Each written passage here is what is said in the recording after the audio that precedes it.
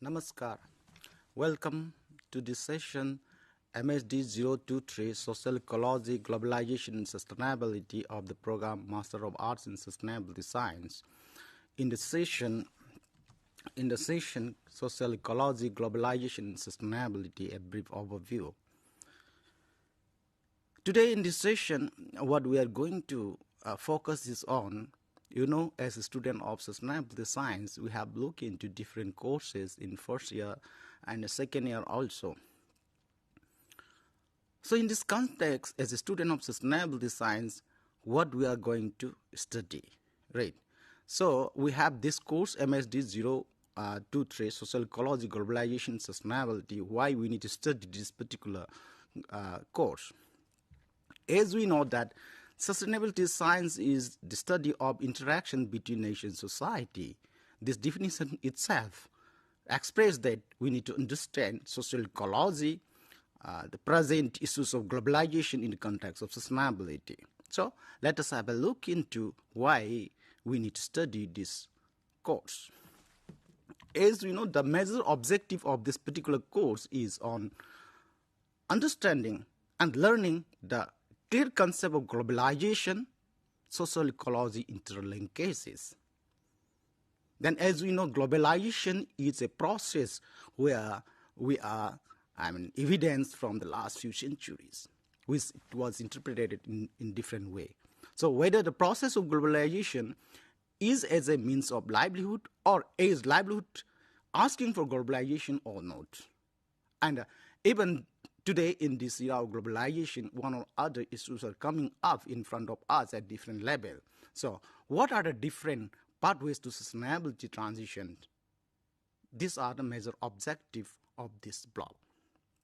When we are trying to understand social ecology, what exactly social ecology is, as we know that social ecology here in, social ecology is, in this diagram, you will see this is the interwoven threads of a complex web of life. When we try to understand the basic concept of sustainability science, we understand this is the dynamic studies of dynamic interaction between nation and society. Here in this diagram, you see in the left side is the nature and the other right side is society. So it is the interaction between nation and society in the form of give and take in the both ways. What the nature is giving us is resources, and society is taking as users, right? In the same way, whatever the activities we are trying to maintain, the complex web of life of different system is, we are giving to the nature system, right? Here, in this process of give and take up between nation and society, we'll see how we are continuing this process. The process is because of human knowledge, right? Human knowledge from since beginning, if you look from different paradigm shift of this human evolution or human society, you will see knowledge is the driver to everything.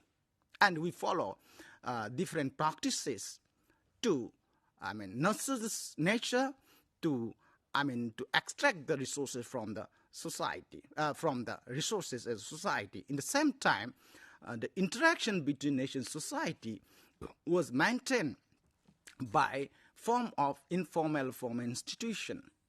In the same way, when we try to understand this interaction between nation and society, what we learn is what deeper the evolution is going on since the human civilization is because of technology, right?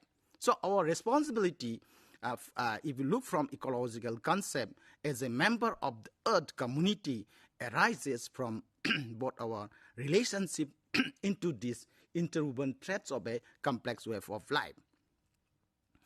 On earth and from our place, it's unique from of natures, and art itself also express its own expression. So we have to accept the responsibilities implied our role in nature becoming self-conscious, right?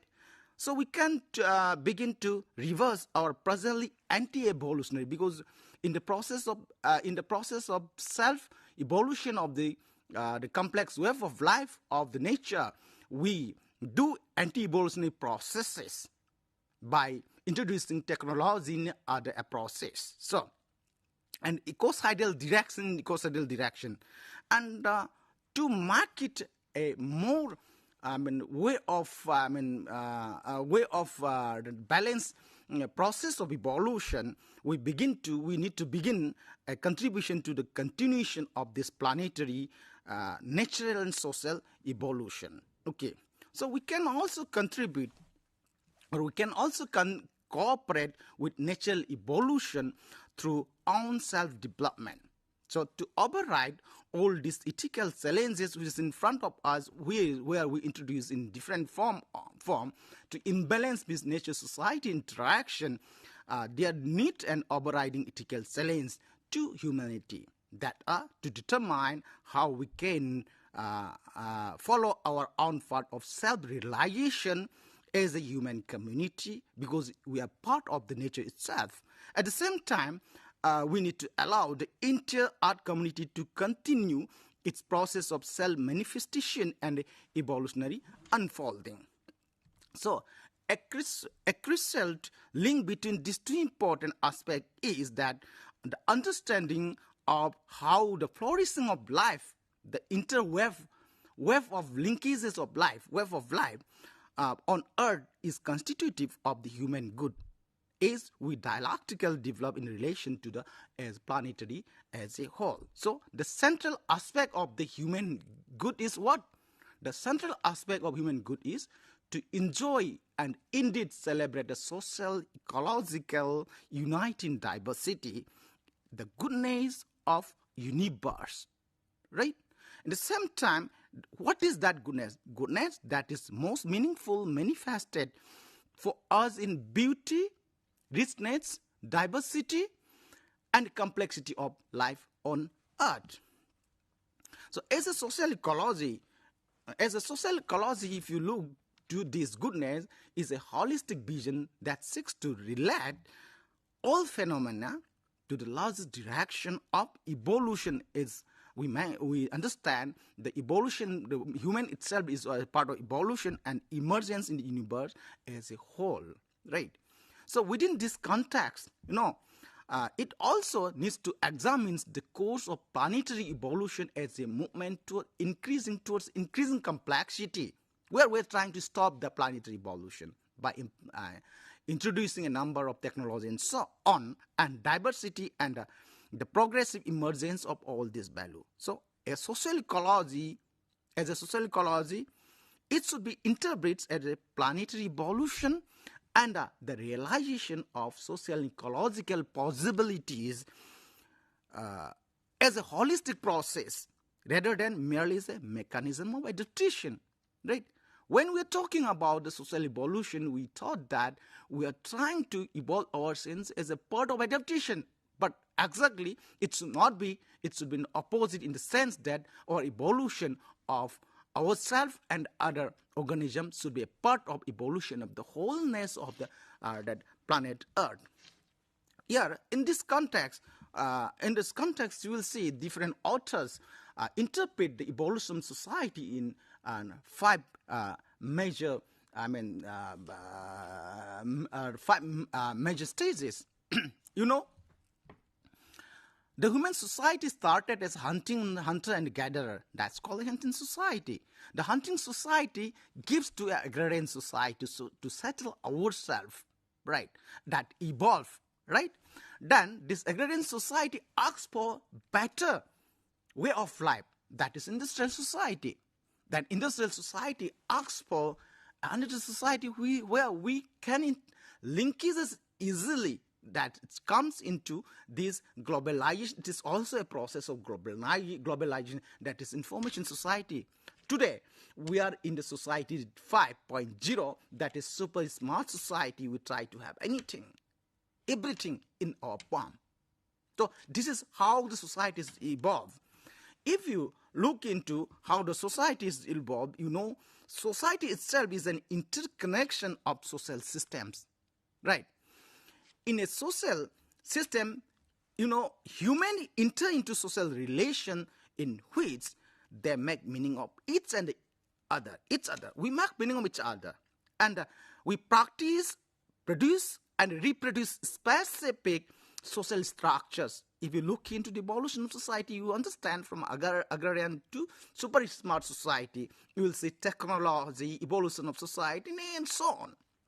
So, in that way, we reproduce specific social structure. That structure enable and constrain individual thoughts, our individual thinking and individual action, and further social practices that again produce and reproduce social structure and so on ad infinitum. When you look into social, when you look into evolution society, you will understand how technology play an important role, how an individual play an important role.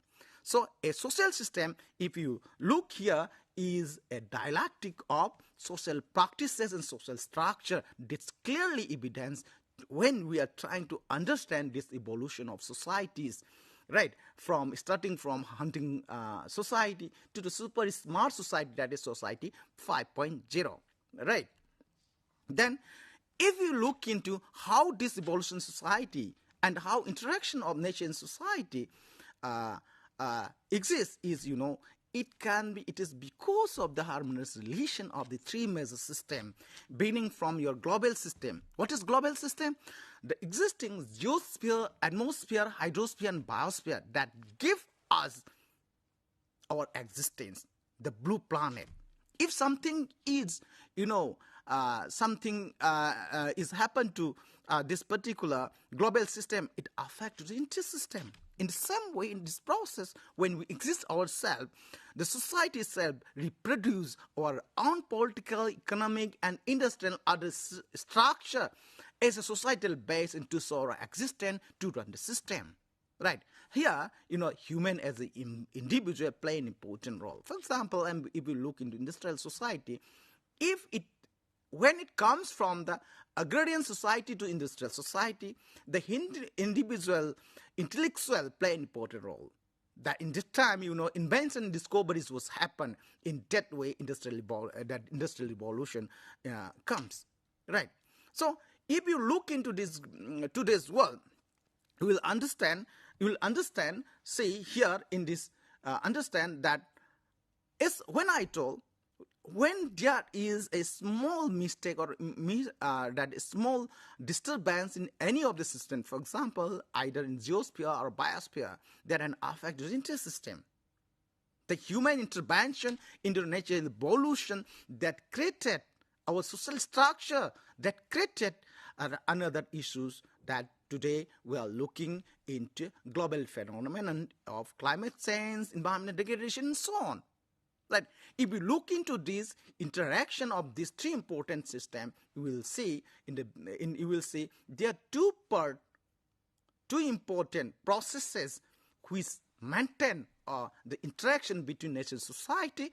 In the same time, the social structure, the dynamism, evolution of social structure is happening, and there is dynamism in complexity of web of life is happening.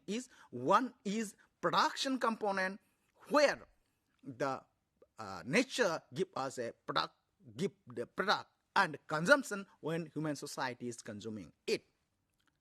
So due to imbalances in this process, now we are having a lot of issues in front of us. Started from your environmental degradation to the global climate change, social issues, and so on. That's why today we're talking about maintaining the global sustainability. That's why in the beginning I mentioned that when look into evolution processes, evolution of life should not be evolved, or evolution of societies should not be taken as an isolation. It should be part of evolution of the planet Earth, the wholesomeness of evolution. Okay? Again, if you look, what are the impact, how we are bringing from your agricultural society, means hunter-gatherer, to the super smart society 5. This is because of the introduction of human advanced knowledge called development process. Here you will find out how development, self-paced development processes was happen. Right? From the beginning of civilization, human have their own culture. Right? The culture is set by the environment. Okay? You will understand that entire the globe, because of the diversity in landform, or there are a lot of that culture diversity learned from cultural diversities of there across the world. So diversity is very high. That shows that the person living in a mountain area, their culture in any form, it may be social culture, it may be food habit, it may be any of the day-to-day activities totally different from a person who are living in the seaside, right? So this culture is shaped by the environment, right? In the same time, the environment is also shaped by the culture. See, for example, in India, before colonialism comes, what has happened? Our own culture, our system was there. That was shaped by our own environment system, because of our great mountain chains and diversity in our landform, diversity in geographical diversity. But when colonialism comes, the colonialism bring us influence to our environment, our culture. The British culture, the Western culture was introduced in our system, and it has an impact to the environment. This is how culture environment. That is, in that way, you will see that interpretation is really the reality. This is exactly what is happening across the world. That's why we need to understand the interaction of these two important system. One is human system and nature system in a dynamic way. And we have to understand this from an holistic approach. That's why there is need to understand the process of globalization. Okay. You should not think that globalization was happen in few years back only, few centuries back only. It is a natural process of evolution of the entire humanity. If you understand from how our hunter-gatherer to the smart society has come up in this process, while you are trying to understand this process, you will be able to understand globalization is a process in one side. In the same time, it has also some limitation. But in short, we have to understand globalization is a process of evolution of the planet and evolution of the society. Okay? Okay? So we need to understand when different problem, as I mentioned about this, the technology we are utilizing for good sake has created another issues. There are some impact of this evolution that asks for a sustainable planet, right? So there is a need to understand that we need to have a transition. What kind of transition? It's sustainability transition.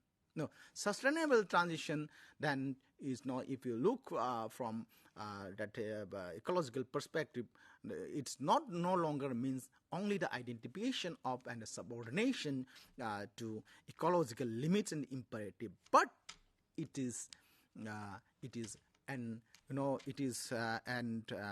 inherently open,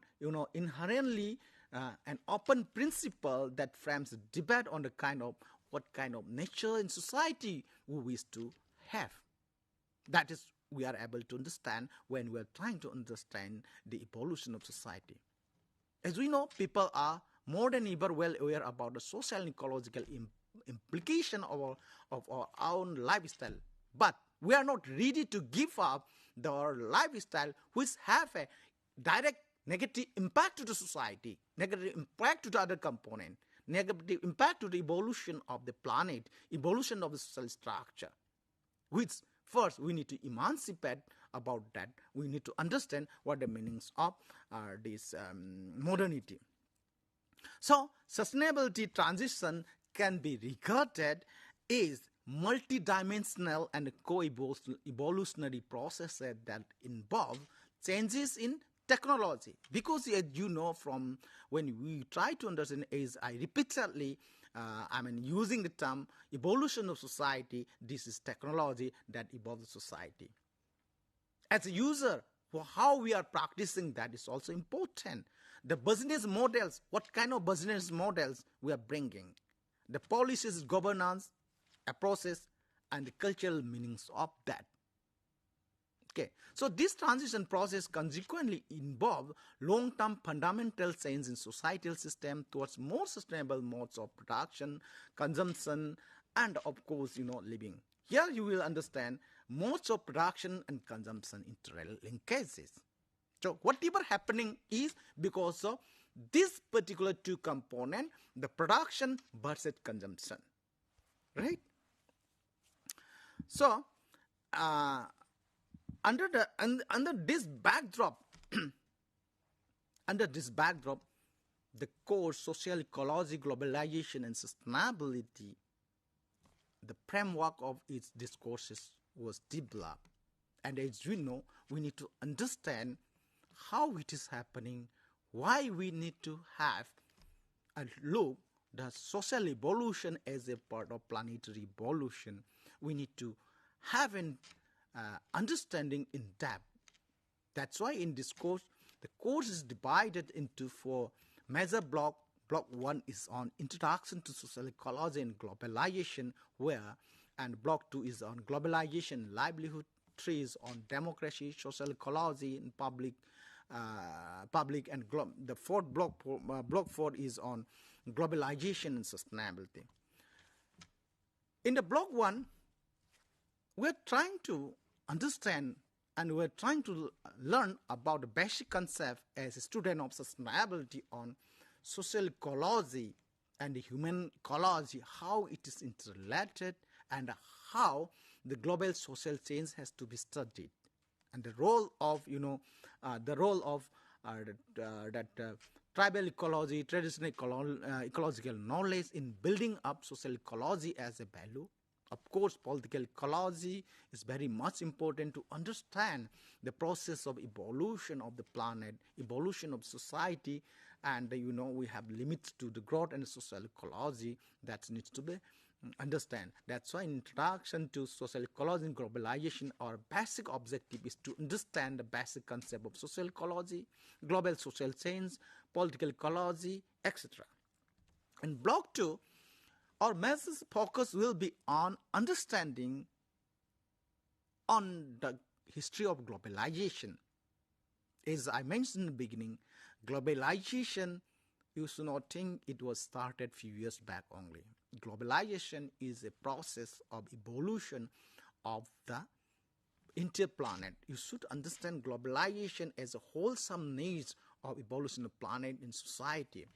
Then in this particular blog, we are trying to explore more on the impact of globalization to livelihoods. In the same time, how livelihood have play an important role in bringing the globalization at local level and the different index of globalization. At the same time, there is a need to understand nature, society, technology interaction from the perspective lens of globalization. Block 3, after we have an understanding about the basic concept of social ecology and globalization, and in depth that understanding about globalization and livelihood, here public participation is very much important, right? So in Block 3, our basic understanding is how public has to be participated and what kind of technology has to be understood in the process of or in implementing sustainability in this era of globalization. So this will have 4 units. First unit will talk on sustainability transition and socio-technical transition, how technology play an important role in bringing a sustainability transition. Then, we have formal and informal transition, which play an important role in bringing and shaping the nature society interaction, where this is a time to understand how these socio-institutional and socio-economic needs to be understood and what kind of transitions needs to have in this globalized world. At the same time, we know that there is a close relation and the platform where social evolution is happening, the planetary evolution happening is that socio-ecological interaction. So what kind of socio-ecological transformation is going to is important in this globalized world, we are going to study in this Unit 3. Of course, science policy, institution, and collective action is very much important, where we are going to learn about how to link science to policy and how to link science to institution and collective action in bringing this sustainability transition in the sphere of social ecology as a part of that planetary evolution where we are going to explore in this unit. In block number 4, we have specific, the major focus will be on globalization sustainability. We know globalization is a process, but if you look into from different perspectives, it has advantage and limitation. Here we have to understand, but in the same time, we have to appreciate the globalization from the lens of sustainability again. Also in this block, it has 4 units that focuses on globalization in international business. As I told you, the social ecology, that social evolution takes place towards the direction of globalization, right? Then, when you talk about globalization, its impact is on, as you know, a different scale. But in some, very sensitive area or sensitive ecosystem, it has negative impact. Limited advantages. So in that way, we are trying to understand through this unit of environmentalism, resource environmental justice, about globalization, then global economy, global trade and economy. At last, at the end of the block 4, we are trying to bring globalization in the lens of sustainable development in the lens of globalization. So today in this session, what we are trying to understand is why we need to have this particular course, MSD 023, Social Ecology, Globalization, Sustainability. We have a quick look into the basic foundation of the reason why we need to study this course as student of sustainability science. I'm sure in study material and in differentiation going to come in this Gyan Darshan, you will explore more on that with this. Thank you very much.